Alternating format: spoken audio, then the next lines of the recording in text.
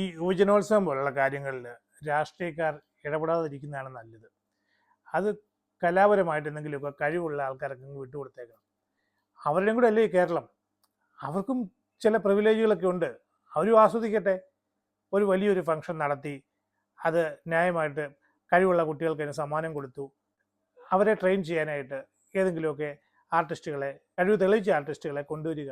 ഇതൊക്കെ അവർക്ക് വിട്ടുകൊടുക്കുക. എന്തിനാണ് അതിനകത്തൊക്കെ മന്ത്രിമാർ ഇടപെടുന്നത്, രാഷ്ട്രീയക്കാർ ഇടപെടുന്നത്? ഇത് ആവശ്യമില്ലാത്ത കോൺട്രവേഴ്സീസ് ഉണ്ടാക്കിയെടുക്കില്ലേ?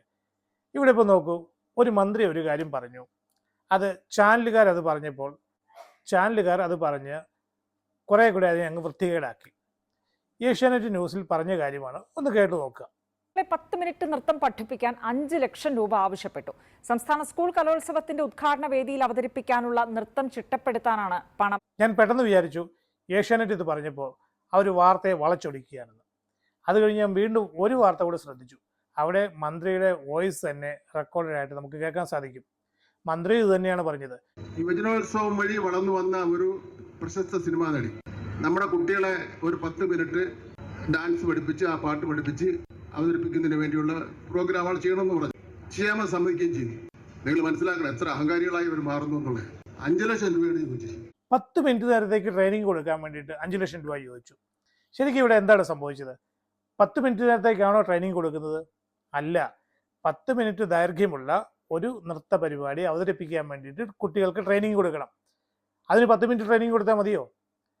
നല്ല രീതിയിൽ നൃത്ത ചുവടുകൾ പഠിപ്പിക്കാൻ വേണ്ടിയിട്ട് ഏറ്റവും കുറഞ്ഞത് ഒരാഴ്ചയെങ്കിലും സമയമെടുക്കും ഈ കുട്ടികളെ ട്രെയിൻ ചെയ്യാൻ വേണ്ടിയിട്ട്. ഇത് പ്രസൻറ്റ് ചെയ്യുന്നതേ ഒരു 10,000-ഓളം ആൾക്കാരുടെ മുമ്പിലാണ്, അല്ലെങ്കിൽ കേരളം മുഴുവൻ കാണുന്ന ഒരു ഫംഗ്ഷനാണിത്. ആ പ്രോഗ്രാം ശരിയായില്ലെങ്കിലോ എല്ലാവരും ഓർഗനൈസർമാരെ കുറ്റം പറയും. അതുകൊണ്ടാണല്ലോ കഴിവ് തെളിയിച്ചവരെ ഇതിന് ട്രെയിനിങ് കൊടുക്കാൻ വേണ്ടി കൊണ്ടുവരുന്നത്. അവർ വന്നിട്ടേ ഈ ഒരാഴ്ചയൊക്കെ അവിടെ നിന്ന് കുട്ടികൾക്ക് ട്രെയിനിങ് കൊടുക്കുമ്പോൾ അവരുടെ വിലപ്പെട്ട സമയം, അവർക്ക് ഇൻകം ഉണ്ടാക്കാനുള്ള സമയം കൂടിയാണത്. അത് കളഞ്ഞിട്ട് വേണ്ടേ അവർ വരാനായിട്ട് ഈ പബ്ലിക് സർവീസിന് വേണ്ടിയിട്ട്. ആരെങ്കിലും ഫ്രീ ആയിട്ട് ചെയ്യുമോ? ആരെങ്കിലുമൊക്കെ ചെയ്തെങ്കിൽ അവർക്ക് ആ ഒരു കാര്യം പറഞ്ഞ് പ്രശസ്തരാകാൻ വേണ്ടിയും കൂടിയാണ് വന്നിട്ടുള്ളത്. ചിലർക്ക് അതിനകത്ത് താല്പര്യമില്ലായിരിക്കാം, അതിനവരെ വെറുതെ കുറ്റം പറയേണ്ട ആവശ്യമുണ്ടോ? ഇവിടെ മന്ത്രിയും പറഞ്ഞിരിക്കുകയാണ് 10 മിനിറ്റ് നേരത്തേക്ക് ട്രെയിനിങ്. മന്ത്രി വിചാരിക്കുന്നുണ്ടാവും ഇത് വെറും 10 മിനിറ്റ് കൊണ്ട് ഈ പരിപാടി കഴിയും, അല്ലെ അരമണിക്കൂർ അവിടെ വന്നിട്ട് തിത്തേത് ആദ്യം വെച്ച് കാണിച്ചു കഴിഞ്ഞാൽ കുട്ടികൾ അങ്ങ് പഠിക്കുക, അവരങ്ങോട്ട് ഡാൻസ് ചെയ്തോളൂ എന്നാണ് അല്ലേ? അതാണ് ഞാൻ പറഞ്ഞത്. രാഷ്ട്രീയക്കാർ ഇതിനകത്ത് ഇടപെടാതിരിക്കണം നല്ലത്. കലയെക്കുറിച്ച് കാര്യമായിട്ട് വിവരമില്ലാത്തവർ ഇതുപോലുള്ള കലാപരമായ കാര്യങ്ങളിൽ, കലാപരിപാടികളിൽ ഇടപെടരുത്. വെറുതെ മറ്റുള്ളവർക്ക് ബുദ്ധിമുട്ടുണ്ടാക്കരുത്. അത് വേണ്ട വഴിയെ കൂടെയൊക്കെ നടന്നു പോട്ടെ. പ്രസ്താവന പിൻവലിച്ചിട്ടൊന്നും കാര്യമില്ല. ഇങ്ങനെയുള്ള കാര്യങ്ങളിൽ ഇനിയെങ്കിലും ഇടപെടാതിരിക്കുക. ഈ മന്ത്രിക്ക് വേറെ ഒരു പണിയില്ലേ? ഏത് പ്രതിഫലവും ആയിക്കോട്ടെ ചോദിക്കുക എന്നുള്ള ഒരു സെലിബ്രിറ്റിയുടെ അല്ലെങ്കിൽ ഒരു ആർട്ടിസ്റ്റിൻ്റെ അവകാശമാണ്. അവർ ചോദിക്കും, ഇഷ്ടമുണ്ടെ കൊടുക്കുക, ഇല്ലേ വേണ്ട കൊടുക്കണ്ട, അത്രയല്ലേ ഉള്ളൂ.